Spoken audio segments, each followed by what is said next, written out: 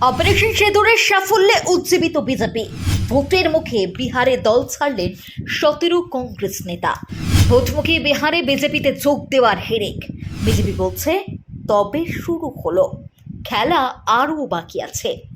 রাহুল গান্ধীর সভায় নেই দলীয় কর্মীদের ভিড়। দিন কয়েক পরেই বিহারে বিধানসভা নির্বাচন।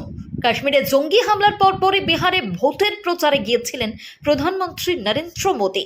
সেখানে তিনি বুক ফুলিয়ে বলেছেন, দেশের শত্রুরা ভারতের আত্মার উপর হামলা করার দুঃসাহস দেখিয়েছে। 140 কোটি ভারতীয় স্বেচ্ছাশক্তির সন্ত্রাসবাদীদের কোমর ভাঙবে। সংঘর্ষ বিরোধী ঘোষণার পর থেকেই কংগ্রেস এখন ইন্দিরা গান্ধীর প্রসঙ্গ তুলে বিজেপিকে আক্রমণ করছে। তাদের যে খুব সাড়া মিলছে তেমন নয়, উল্টে ভোটমুখে বিহারের রাহুলের হাত ছেড়ে বিজেপিতে যোগ দিয়েছেন 17 জন প্রভাবশালী কংগ্রেস নেতা। বিধানসভা নির্বাচন উপলক্ষে গত কয়েকদিন ধরে কংগ্রেস নেতা রাহুল গান্ধী বিহারে রয়েছেন। তার বিহার সফরের মধ্যেই প্রথম দফায় 7 জন কংগ্রেস নেতা হাত ছেড়েছিলেন। তার পরপরই কাটিহার জেলার 17 জন জনপ্রিয় নেতা কংগ্রেস ত্যাগ করে বিজেপিতে যোগ দিলেন। রাজনৈতিক বিশেষজ্ঞদের ধারণা, ভোটের আগে দলীয় নেতাদের দল ছাড়ার ঘটনা কংগ্রেসের কাছে একটা বড় ধাক্কা। বিহার বিধানসভা নির্বাচনে তা প্রভাব ফেলবে। বিহারে দলবদলের প্রবণতা শুরু হয় কংগ্রেসের 6 বারের সাংসদ তারেক আনোয়ারের বিরুদ্ধে ওঠা বিভিন্ন অভিযোগ ঘিরে। আনোয়ারের বিরুদ্ধে আওয়াজ তুলে কংগ্রেস অনুমোদিত শ্রমিক সংগঠন আইএনটিইউসির সভাপতি বিকাশ সিংহের নেতৃত্বে নাটকীয়ভাবে বেশ কয়েকজন প্রথম সারির কংগ্রেস নেতা দল ত্যাগ করেন। তাদের অনেকেরই বক্তব্য আনোয়ার উচ্চ বর্ণ বিরোধী, যা বিহারের সাধারণ মানুষের ভাব আবেগে আঘাত করেছে।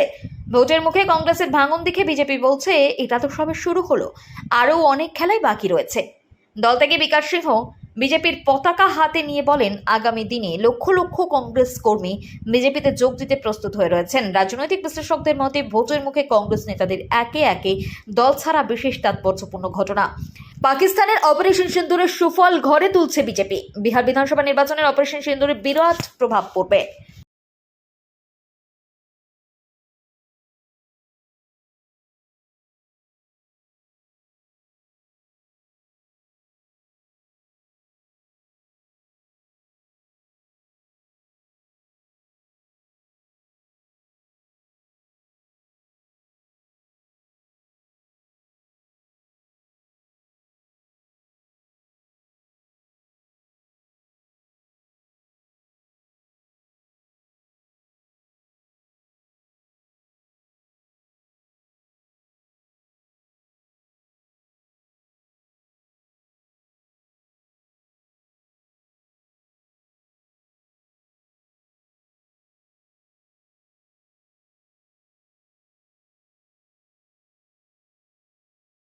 Pure report, Bengal Life.